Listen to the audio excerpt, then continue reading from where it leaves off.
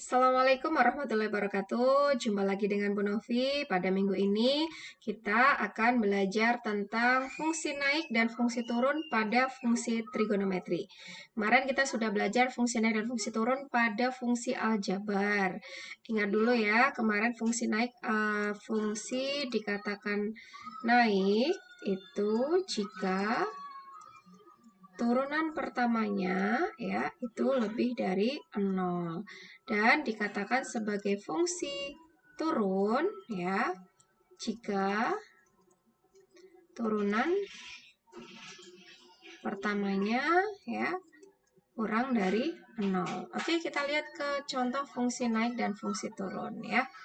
Oke, kita lihat contohnya. Contoh soal. Oke, kalian bisa lihat di halaman 107. Ibu akan ambil dari halaman 107 di buku paket kalian ya. Misal ini ada fungsi fx sama dengan sinus dari x plus p ya.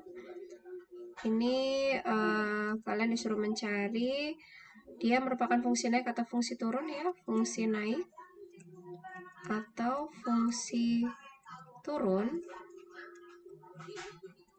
pada interval tertentu ya. Pada interval di sini yang akan dicari adalah pada interval 0 sampai pi per 2 ya.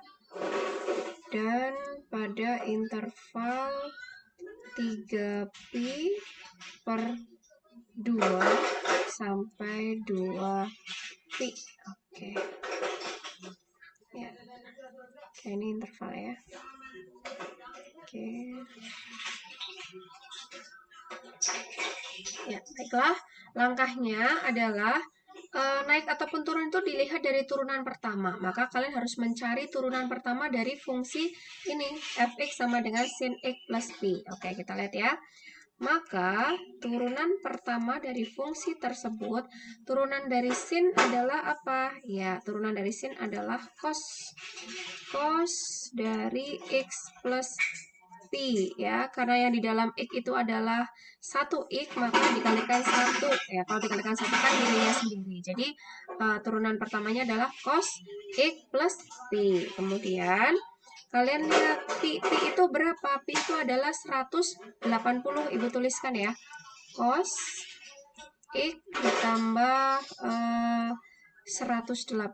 Oke, karena ini sudah dalam radian, tidak usah aku tuliskan kembali ya.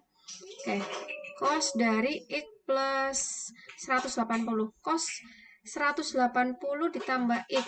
Kita gambarkan di ini ya, sebentar. Ibu gambarkan di kuadran ya. Kuadran ini kuadran 1, ini kuadran 2, ini kuadran 3, ini kuadran 4. Kuadran 1 itu dari 0 sampai dengan pi per 2, kemudian kuadran 2 dari pi per 2 sampai pi, kemudian kuadran 3 dari pi sampai 3 per 2 pi, ya ini kita 3 per 2 pi, kemudian ini kuadran 4 dari 3 per 2 pi sampai 2 pi. Oke, kita lihat. Pi itu kan di sini 180. X ditambah 180 atau 180 ditambah X. Berapapun nilai X-nya, dia kan berjalan ke sini ya, ke bawah semakin bertambah. Jadi dia ada di kuadran 3. Ingat, di kuadran 3 itu nilai cos-nya adalah negatif. Ibu tuliskan di sini. Di sini dia cos-nya negatif. Ini cos negatif itu di kuadran 2 dan 3, kuadran 1 dan 4 adalah cos positif. Oke, begini ya. Ya, maka karena di sini dia di kuadran 3, maka berapapun nilai X-nya, cos itu akan bernilai negatif. Maka di sini menjadi min cos dari X. Oke. Kemudian yang diminta itu adalah interval di sini ya, interval di sini. Maka kita misalkan n-nya ya. Sehingga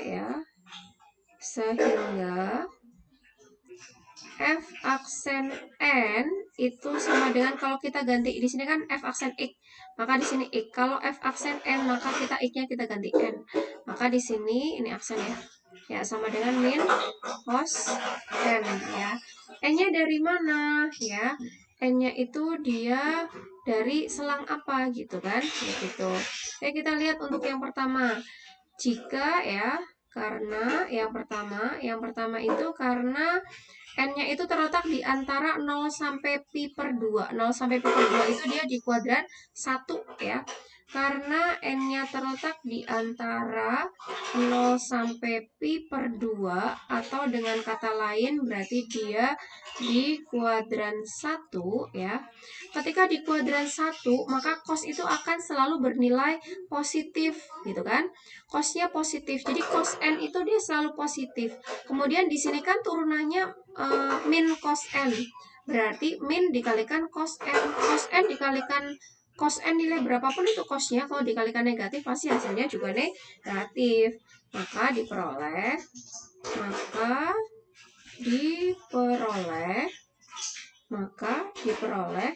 F aksen N itu dia nilai dari min cos N-nya itu dia selalu negatif.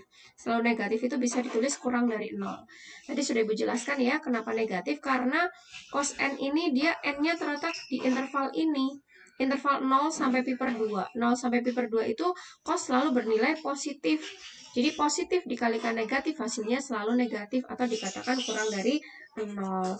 Karena f aksen 0 kurang dari 0, maka dapat disimpulkan kalau kurang dari, maka dia dikatakan sebagai fungsi turun. Iya, jadi dapat disimpulkan bahwa pada interval 0 sampai pi per 2 ya, fx yang fx-nya adalah sin x plus pi ya, merupakan fungsi turun ya, merupakan fungsi turun. Oke. Ya. Ya seperti ini. Kemudian kita lihat, kita cek untuk yang kedua. Ini adalah yang pertama ya. Sekarang kita lihat yang kedua. Karena ya, yang kedua itu intervalnya di mana? Dia N-nya berada dari 3pi sampai 2pi. 3 per 2pi sampai 2pi. Dia berada di kuadran 4. Ya, karena N-nya berada N-nya dia berada dari 3 per 2pi ya. 3 per 2pi kurang dari N kurang dari 2pi, atau dia di kuadran 4 ya, maka diperoleh F aksen N ya, F aksen N sama dengan min cos N. Kita lihat, dia di kuadran 4. Kuadran 4 pun nilai cos selalu positif. Positif dikalikan negatif, maka dia hasilnya juga selalu negatif. Sama seperti tadi. Maka dikatakan bahwa pada interval 3 per 2pi sampai 2pi ya, fx dengan fx-nya adalah sin x plus pi ya, x plus pi merupakan fungsi turun. Kapan dia dikatakan sebagai fungsi naik? Jika intervalnya adalah pi per 2 sampai pi, atau dari pi sampai 3 per 2 pi, atau di kuadran 2 dan kuadran 3. Maka nilai dari turunan ini akan selalu bernilai positif. Kenapa? Karena negatif. Negatif ketemu negatif hasilnya positif ya. Jadi kalau di kuadran 1 dan kuadran 4, fungsi ini akan selalu bernilai turun sebagai fungsi turun, tapi jika di kuadran 2 ataupun 3, maka fungsi ini akan selalu naik. Ya, begitu. Terima kasih. Semoga bermanfaat. Tetap semangat dan jaga kesehatan selalu ya. Assalamualaikum warahmatullahi wabarakatuh.